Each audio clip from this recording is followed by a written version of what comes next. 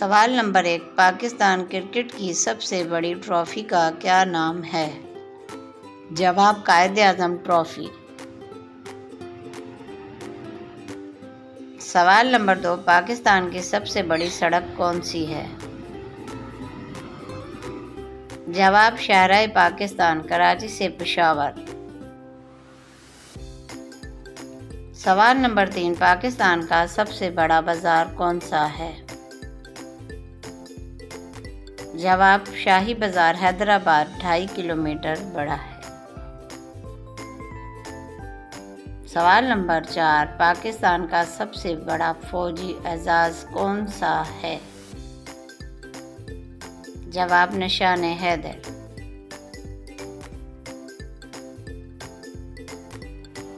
शुक्रिया। हमारी मज़ीद मालूमात से भरपूर वीडियोज़ देखने के लिए सब्सक्राइब करें।